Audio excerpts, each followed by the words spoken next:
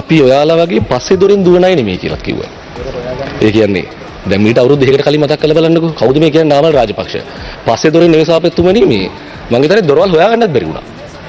ගිහිල්ලා මේ මිනිස්සු මේ රට කරු අපරාධය වෙනුවෙන් ඉන්න තැන් වට කරද්දි අන්තිමට ගියේ කොහෙන්ද කියලා දන්නේ අන්තිමට හිටපු තැන අපි දැක්කර ත්‍රිකුණාමලේ කෙළවරේ දූපතක හැංගිලා හිටියේ අන්තිමට. දූපතක හැංගිලා මුහුද මැද. එහෙමයි පැනලා ගියේ. දැන් ඇවිල්ලා චණ්ඩි කතා කියන පස්සේ දොරෙන් පැනලා යන්නේ නැහැ කියලා. මේගොල්ලන්ට අමතකයි මේගොල්ලෝ පැනලා ගියපු මිනිස්සු එළවපු මිනිස්සු පැනලා ගිහිල්ලා නැට්ටෙල්ලිලා යන්තම් මේ දිස්ත්‍රික්ක 25 කැලි ටිකක් එකතු කරගෙන පාර්ලිමේන්තුවට ආවේ. දැන් ඇවිල්ලා චණ්ඩිය වෙලා. එතකොට මේ මොකද්ද තව කියනවා මේ ඔයාලා දන්නවනේ අපේ ගැන කියලා පොඩි තර්ජනයකුත් කරා. ඔයාලා දන්නවනේ අපේ හැටි වගේ එකක් කිව්වා. අපි දන්නවා. දැන් මොකද්ද මේක අපි කියන්නේ මේ රාජපක්ෂ අපි කියන රාජපක්ෂලා ගැන කියන නැත්තේ. මේක සාපේතුනේ අපි දන්නවා අපි මේ මුළු ලෝකෙම දන්නවා මේක ලංකාවේ මේ ලෝකේ තියෙන ඉතාම විශේෂිත පවුලක්. ඒ කියන්නේ දැන් නාමල් රාජපක්ෂ මහතුමා ගත්තොත් එයාට නඩු. තාත්තට නඩු. අම්මට නඩු. ලොකු මල්ලිට නඩු. පොඩි මල්ලිට නඩු. ලොකු තාත්තට නඩු.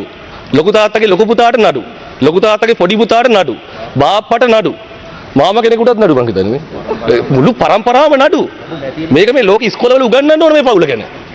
ඒ කියන්නේ කවදාවත් තමන්ගේ පවුල මේ තත්ත්වයට පත් කරගන්න එපා පුතේ දුවේ කියලා. එහෙම පවුලක් ආච්චිට නඩු. ආච්චිට නඩු. දන්නවනේ අපි කෙනෙක් කියලා අපෙන් අහන්නේ දන්නවා අපි නේ මුළු ලෝකෙම දන්නවා. ඒ කියන්නේ මේ වගේ පවුලක මුළු ලෝකෙම දන්නවා. මොකද හොම් පවුල් නෑ අඩුතරමේ. එක දරුවෙක් හරි බේරලා ඉන්නවා. නැත්නම් එක දෙමව්පියෙක් හරි බේරලා ඉන්නවා. ඕක කරන්න එපා කියන්නේ එකෙක් ඉන්නවා පවුලක සාමාන්‍යයෙන්. එහෙම නෑනේ. ඔක්කොම කරලා.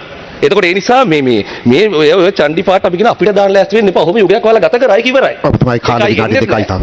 බොහොම ස්තුතියි. ඒ යුගයයි එන්නෙත් නෑ. ඒ කියන්නේ හීන දකින්නත් එපා. එතකොට නිකන් ඒ චණ්ඩි පාට චණ්ඩි කතා මේවයි තියාගන්න එපා. මොකද මේ රටේ ඊට වඩා ශිෂ්ට සම්පන්න තැනකට අපි අරන් ඇවිත් තියෙනවා. ඒක ඉස්සරහට තන්නේ මේ පැත්තට තමයි. එතකොට ඒ වගේ මොකද්ද මේ අන්තිමට කිව්වා වෙලාවම මේ ඒවට ලෑස්ති වෙන්න එපා වෙලාවම බලාගමු කියලා. නාමල් රාජපක්ෂට අපි කියනවා නැත්නම් ඇඟිල්ල තරමට දිමෙන්න ඕන. මේ පාර දිස්ත්‍රික්ක 25ක ඡන්ද කැලි ටික එකතු කරගෙන පාර්ලිමේන්තුවට ආවේ. 2029 දී ඕකත් නැහැ. එතකොට වෙලාවම බලාගෙන නෙවෙයි වෙලාව වෙනකම් බලාගෙන ඉන්න මේ කරපුවට කොහොමද ක්‍රියාත්මක වෙන්නේ කියලා. එතකොට තමන් කරපුවට තමන් වැරදි කරලා වෙලාවම බලාගෙන නෙවෙයි වෙලාව බලාගෙන ගිහිල්ලා. මේ තමන් කරපුවට තමන් කරපු වැරදි වලට අපරාධ වලට මේ රටේ නීතිය හරියට ක්‍රියාත්මක වෙලා පස්සෙන් එලවගෙන එද්දී ඒ නීතිය ක්‍රියාත්මක කරන නිලධාරීන්ට විරුද්ධව මරණ තර්ජන කරන ඒ නිලධාරීන්ට විරුද්ධව අපහාස කරන නැත්නම් ඒ නිලධාරීන්ව බය ගන්නන්න හරි හිතනවා නම් ඒ උත්සාහයට සාපේතුමනි අපි කිසිම ඉඩක් දෙන්නේ නැහැ. සම මේ පාර්ලිමේන්තුව කිසිම ඉඩක් දිය යුතුත් නැහැ.